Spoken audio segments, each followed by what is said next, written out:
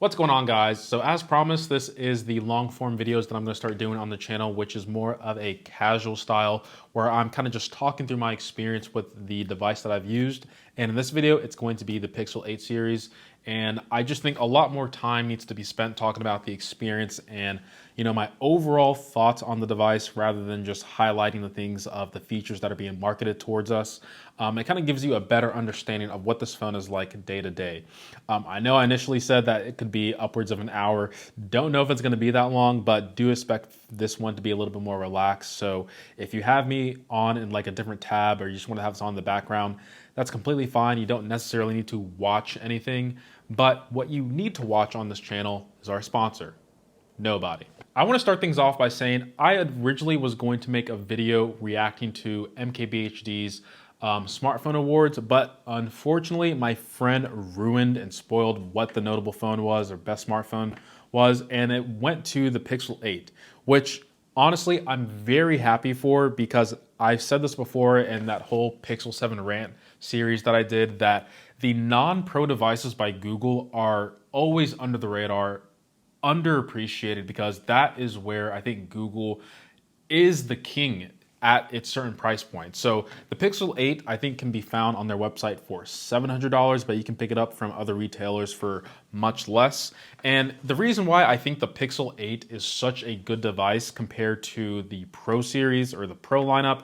is because it gives you everything you really need at a compelling price point, and it definitely punches above its class weight when it comes to the camera system. Now, I might upset some people with this statement, but out of all the Pixel devices I've used, and even the Nexus phones that came out when Google was working with HTC and Asus at some point, I genuinely believe that the Pixel 8 lineup is the best Google phone ever made by Google.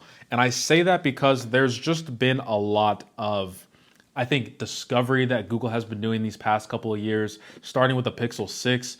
It just seems like they were trying to discover and find their way in the smartphone market and make themselves be identifiable from a distance, and also with the software as well, and what could make them stand out compared to the other competitors.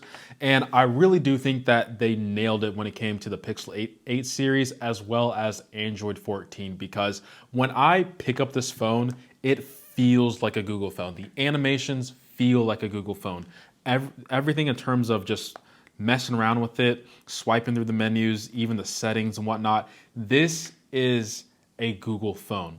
Even from a distance, and when people have cases on it, and you can see that the Google Assistant picked me up over here, you can just tell that this is a Pixel. And I think Google has finally, after all these years, is a smartphone that is recognizable without their logo anymore. Just seeing this visor, you can tell that this is a Google phone. The last thing I want to touch on before I get into, the specs, the display, build quality, and all that other stuff is the price. And I think that is another reason why the Pixel 8 and the non-Pro series by Google just has such a powerful stance in its lineup, because from everything that you're getting in this phone compared to the Pro, you're getting the necessities with the camera system that punches well above its class weight.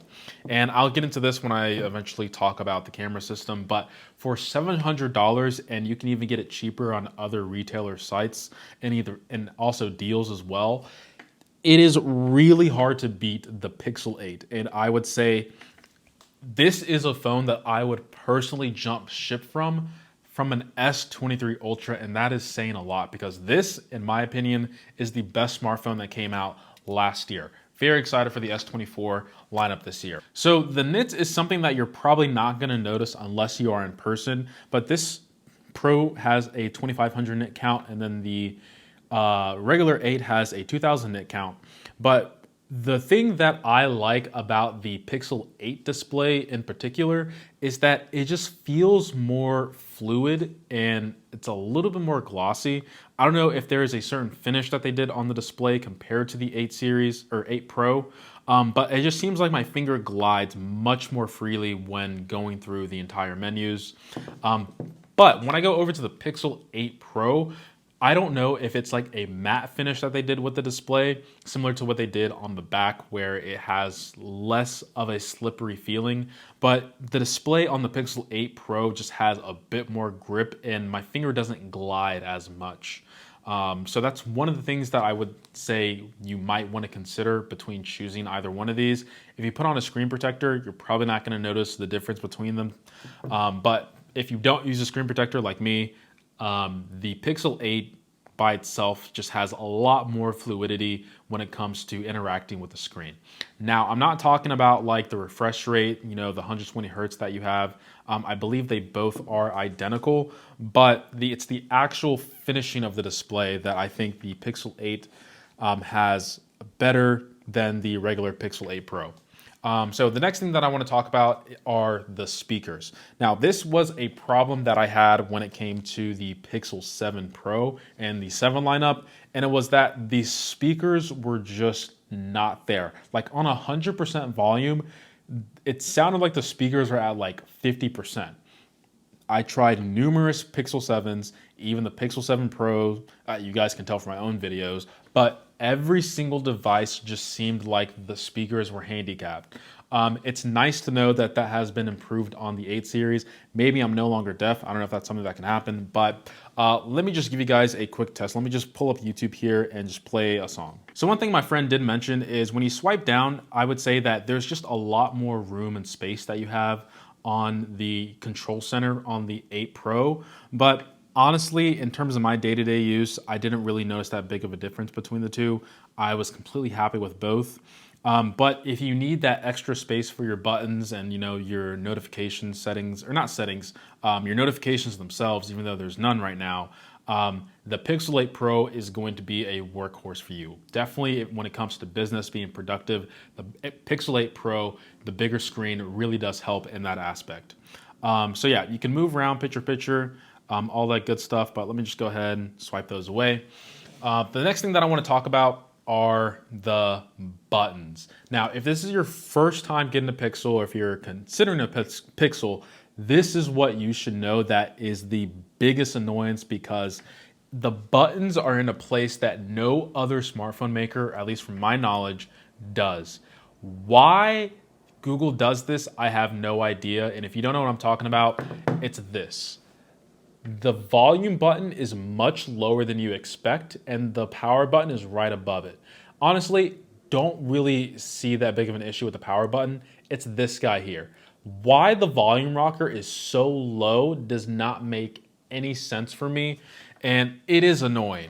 But like most things in life, you're gonna get used to it after about like 2 to 3 weeks, and I don't want to say I prefer it, because I don't. I much prefer your volume rocker being at a higher aspect or higher point of the phone, because when it's down here, it just feels like my phone is about to drop out of my hand, especially on bigger devices like the Pixel 8 Pro. On the regular Pixel, since it's a much smaller device, moving my thumb down isn't that big, and I still have a pretty good grip with my other 3 to 4 fingers here on the left-hand side. So the buttons, biggest annoyance by far, but not a huge deal breaker, just something that you should consider when going into the Pixel for the very first time. The other thing that I want to mention is the now playing feature on the lock screen. I can't play any copyright music, but you guys, I'll probably have a photo somewhere on the screen. One of the most underrated features that you don't realize till you lose it is the now playing feature. And it's just nice not having to Shazam something when you can just go back in the Google now playing history and just see a list of everything that you heard, I should say. And that's what I really like about like those small things by Google. And the other small things that I like about Google are the animations and the haptic feedback. Now, this isn't something that is like specific to Google, because there's stuff that happens on the Samsung side as well as the Nothing phone side, and honestly a whole bunch of other phones out there. But there's just a little bit more polish to it when it comes to Google. One thing people like to mention a lot is that when you're scrolling through the menus, you get a little bit of the haptic feedback. I think that's pretty standard in most smartphones, but it just feels more I'm doing a bump with my fingers. It just feels different on the Pixel. It's definitely tuned different. I would say it just feels a little bit more subtle. The one thing that I don't like though when it comes to this menu is that, at least compared to the S24 Ultra or S23 Ultra, I don't have it. Don't sue me, Samsung. It's that there is no clear button when you just swipe up. You have to scroll all the way to the left and then you'll see it. Which honestly not the biggest fan of. I would like to just swipe up and then just see it. So the other thing that you can do with the Pixel is when you're in this app switcher, you can do a screenshot directly here. So that's a nice feature. And then if you're in an app that has a link, you can just directly tap that, copy, share it, do what you need to do. There's just a lot of functionality that I think Google took note from the community and implemented in Android 14. Now let's move on to another good, I think the Pixel 8 series has, and it's biometrics. Now, like other reviewers, I think Google didn't really talk about this that much during their keynote and revealing of the Pixel 8, but dude, the face unlock on the Pixel 8 is just so much better than the competition. I think the Pixel 8 series has been a step in the right direction because I love using the in-display fingerprint reader. It works like 8 out of the 10 times, but when you are on iPhone, especially using Face ID, sorry about that. So Face ID. So this whole Face ID thing, if you're on Android and you don't use Face Unlock, you only use your fingerprint sensor, it's really hard for me to convey how, I don't want to say more convenient because some people might argue against it, but Face Unlock, I would say, is just a better experience for me. And when you're used to something like that on the iPhone for so many years, yes, the in-display fingerprint reader is nice. Like I said, it works 8 out of the 10 times, but Face Unlock, when you're just using your phone, staring, you don't have to do any extra action. You're already looking at your phone. Whatever needs to be unlocked, it's unlocked. And like I said, the Google 8 series took a step in the right direction by doing like some level 2 unlock. And the apps that I use that traditionally wouldn't let me use my Face Unlock does it now, and it's much more consistent. My only real complaint is still the same complaint I've had all these years with Android, is that I can't use it at night. As soon as the sun goes down or I'm in poor lighting, it just doesn't want to work anymore. And I think that's where Face ID, which once again came out in 2013, is just way better at. Now, you know, the alternative people say is use the fingerprint sensor. It works. I understand that, but it just would be nice to have a better Face Unlock. So with that being said, I do like how there has been an improvement to it, but would like to see some infrared sensor or some type of scanning at night that's a little bit more consistent, because that would really sway some buyers, in my humble opinion. So the other thing that I would say is good with these smartphones or the Pixel 8 series is the camera. And the camera, I've said this in my previous reviews that I don't like when people talk super long about cameras, but the camera system on the Pixel 8 deserves to have some talking points. And I'll have a timestamp down below if you don't want to hear this, but trust me, you want to hear this. So the Pixel 8 and the Pixel 8 Pro, whenever people want to take a photo or take like a group photo and whatnot, I always say, hey, do you mind if I take it with my Pixel? And they're like, no, I have an iPhone, it's fine. I'm like, well, take it with your iPhone, but also let me take it on the Pixel and let me show you the difference. And tell me if you like it or not. And guys, I'm not kidding you, not even 9 out of 10 times. 10 out of 10 times, people always prefer the Pixel. And they're like, what phone is this? And it's like, this is what I've been saying since the 14 that came out last year. There's just so much post-processing that happens when you capture a photo that Google really doesn't do that much. And it just looks more true to life when you take photos on the Pixel, and they look more natural. And I would say you don't really notice it, especially if you have an iPhone, because that's the only thing that you see. It's the only thing that you know. But until you have something next to it, you don't realize some of the faults or differences that the other camera systems have. And so when I showed them, I'm just like, what do you think? And they're like, this looks really good. Like, and I'm just like, it's Google. They know what they're doing over there. So yeah, if you want like the best, and I am saying this at the top of the hill with a Google flag on it. If you want the best camera photos, let me specify. Photos, not video. That still reigns supreme by iPhone. If you want the best photos, you gotta get a Pixel. You gotta get a Pixel. I understand on the S23 they have the raw versions of photos you can take, but you have to get a separate app, do all this other stuff. I mean, it's really just a separate app.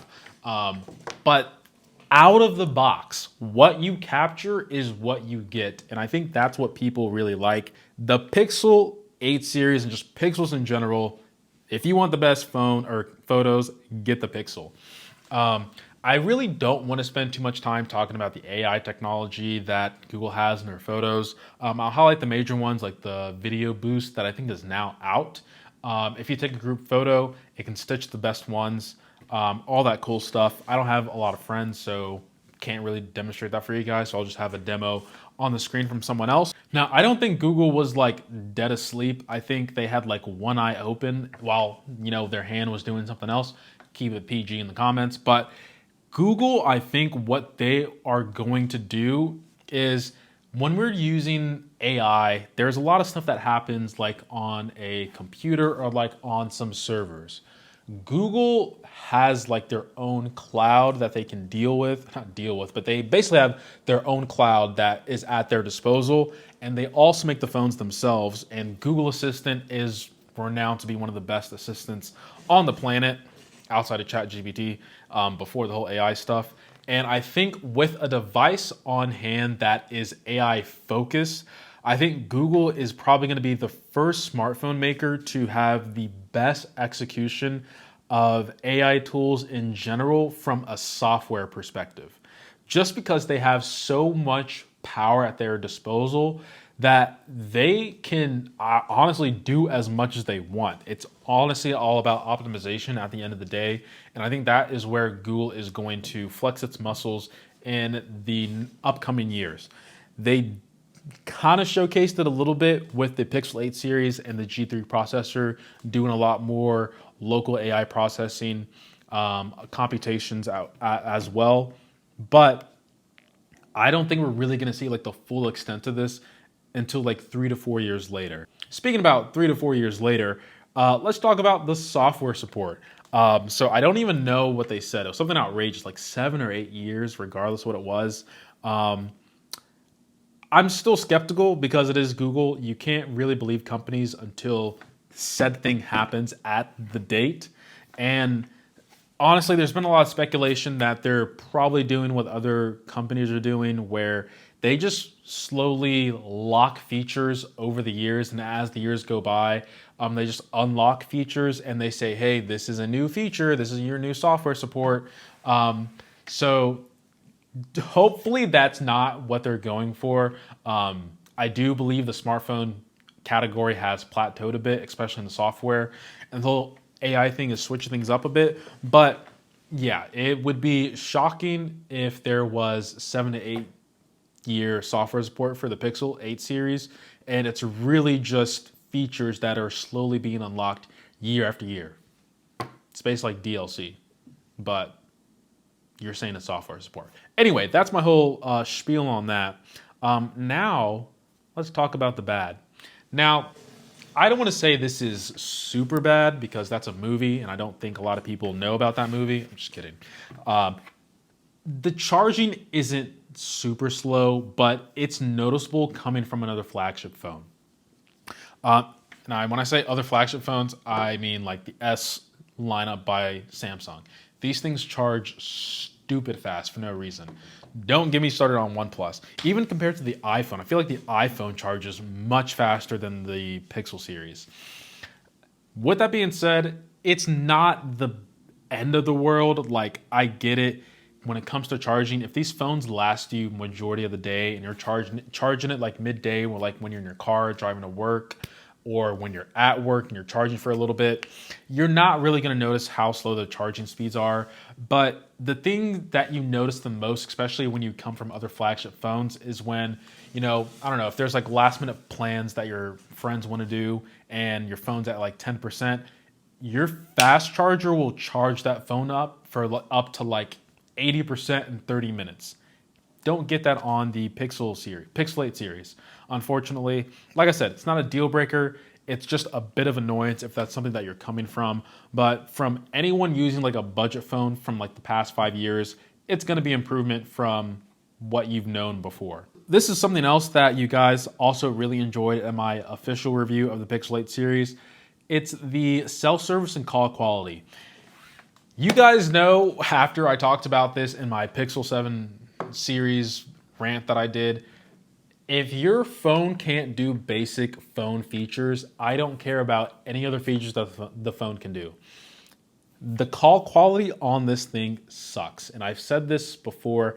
Every time I call someone and they're like, what's wrong with your phone? I'm just like, I'm on a Pixel, and they're like, oh, okay. Like, it's almost expected that the Pixel has like bad phone quality. And trust me, I've tried this on 5G UC, regular 5G, LTE, Wi-Fi calling, Google Voice. They all sound bad. I don't know what it is. It's actually just mind-blowing to me, because this is something that should be nailed from the get-go. I don't know if it's the modem that they're using. I don't know if it's the microphone that they're using. I don't think it's the microphone, because if I do a voice memo, like record myself and then play it back to you guys, I guarantee you it's going to be crisp. So this is just the microphone test on the Pixel 8, and I guarantee you that the microphone is going to be crisp, clear, like as if I'm calling on Wi-Fi or FaceTime calling. I don't know why when it's a regular phone call that the call quality is so bad. When it comes to the Pixel, it's significantly worse. But Wi-Fi to Wi-Fi, if I'm calling someone and we both have good networks, there should not be any downgrade to the quality itself. So, yeah, this is not the quality you're going to get when you call someone. But when I call someone, it just sounds terrible. And if you guys don't believe me, I'll have a clip, or I'll link it above somewhere where you can see the comparison that I did, or the review that I did of the Pixel 8, where I showed off the call quality between the Pixel 8 Pro and the S23 Ultra. It's just a night and day difference. And I really don't want to spend any more time on this because it just gives me a headache. But just know, if people ask you why you sound bad, it's your phone. It's not your service, it's your phone. Trust me. All right, so this is a combination of the call quality and microphone on the Pixel 8 Pro. You guys let me know how it sounds. This is the first time I'm ever doing a test like this, so let me know if you guys find this informative, and let me go ahead and switch phones so you can see what the quality is like on the S23 Ultra. So now moving over to the S23 Ultra, you guys let me know if the call quality and microphone has improved. From my own testing and from what other people have told me when I called them, the Pixel 8 has a distinct sound to it, whereas other phones just have a lot more clarity. So I guess this is the ultimate test to see whether that's true or not. So you guys can be the judge of that. Okay, so there's honestly not that much bad with the Pixel 8 series. There's a lot of things that Google did good. And honestly, it's really not that hard to do something good when I'm coming from a device that I quite literally hated and thought was the worst smartphone I've ever used. So in terms of the bar being set, I don't think Google really had that big of a bar to climb over, but I do believe they went above and beyond when it came to the regular Pixel 8. Yes, the Pixel 8 Pro is the better device. It has a better camera, bigger display, slightly better speakers, I would say. You have the, I don't know. Basically, it's like every other Pro phone out right now. Like, there's just features that are available on the Pixel 8 Pro that aren't available on the Pixel 8. Does that make this phone worse? Absolutely not. I would say, like I said at the beginning of the video, the Pixel 8 provides features that are like necessary for you to actually use the device. And then the Pixel 8 Pro just gives you stuff that's like cherry on top. Personally, like I said before, the Pixel 8 would be my go-to phone. Bezels, like come on, guys. You guys are really gonna complain about bezels nowadays? Like, do you have a microscope for your eyes or something? There's no way you can tell that the bezels look way better than the regular Pixel 8. But regardless, don't think I hit my hour mark when it came to doing long form review, a little bit more of a casual talk. Maybe I'll do a live stream of this, and then at the end of the live stream, like the last 15, 30 minutes, you guys can ask me questions and I can answer them truthfully and honestly. I think that might be helpful to the viewers that are watching. But overall, I genuinely think this is the best Google phone ever made. I understand, the fingerprint sensor on the back, the Face ID implementation they had on the Pixel 5, 6, can't really remember, but I know they had some type of nice facial recognition back in the day.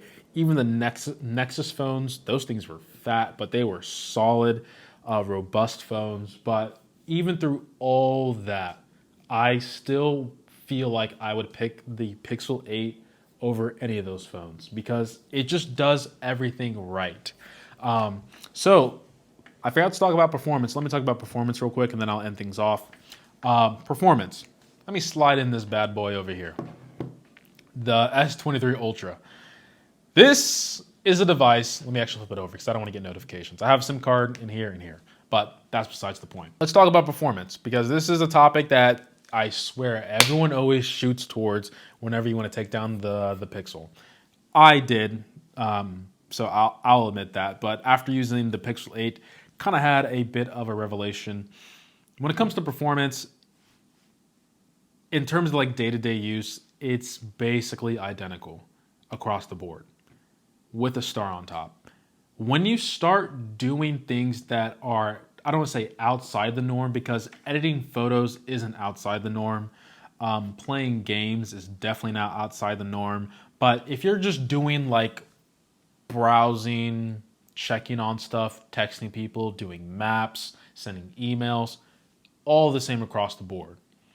Now, when you start, I guess, editing videos, editing photos, playing games, Snapdragon is just going to mop the floor with the Tensor chip. Now, this might be hard for some people to believe. Is my wallpaper still going? Thank God. I am not like a super power user. Like I am not on my phone as much as people believe since I'm like a tech reviewer. I'm mainly like on my laptop or watching TV. If I'm using my phone, even if I get notifications from like Instagram, Twitter, YouTube, I don't open it till like an hour later because I just don't like being on my phone, to be completely honest with you. Unless I need to get something done on my phone, I'm not going to be on my phone. And when I use all these devices, it's pretty much consistent across the board. The only thing I notice is when I want to like touch up a video or touch up a photo, that I notice that the Pixel lags just a little bit. Like I'd say upwards to 5 to 10 seconds. Can I quantify that? Can I show you guys that? I gotta prove that to you guys somehow. Maybe I'll have some overlay of me showing you because it's the things that people aren't going to realize is you're not going to notice this stuff until it's side by side by another product, or you just watch a whole bunch of comparison videos and then you come to the conclusion that yes, the S23 Ultra for the price, or even the S23, is going to mop the floor when it comes to overall performance of a device. But if you're not a power user like me, you just use your phone like primarily for a phone, you're not going to notice the difference. But if you play a lot of games, if you're trying to be like the best in your games, if you're trying to edit on the go on your phone, you got to pick up like an iPhone or an S series by Samsung if you want the most performance out of your phone. The Pixel is just not going to do it for you. It will do it, but trust me, it's going to be a bit of annoyance every time you have to wait a couple seconds for things to load, things to process. And it's a little bit disappointing seeing that from Google. And that's why I feel as though that's why the Pixel 8 Pro series kind of falls a little bit, and the Pro series in general, because from what Google is charging, the competition at that point is just better than you at every single step of the way. But at $700, like your non-Pro devices, that's where it becomes a little bit more manageable and convincing for you to buy a Pixel over the S23 or the regular iPhone 15, because it just offers you a bit more in each category. But for $1,000 on the Pixel 8 Pro, there's just, I honestly wouldn't touch the phone with a 10-foot pole. Not saying the phone is bad, I just don't think it's worth the price that it's asking for. If these phones were $100 cheaper across the board, sure, I'd pick up the Pixel 8 Pro for $900, but for $1,000, no shot. So with that being said, hopefully you guys enjoyed this long form video, a little bit more relaxed review of the Pixel 8 Pro, or Pixel 8 in general. Try to keep the cuts down to as little as possible. Like I said, this is more of just a conversation, having you guys be a little more relaxed. Let me know if you enjoy this down in the comments below. Appreciate every single sub, like, and comment. Enjoy the sponsor for today, Nobody, and I'll see you guys in the next video. Maybe at CES. Who knows? Peace.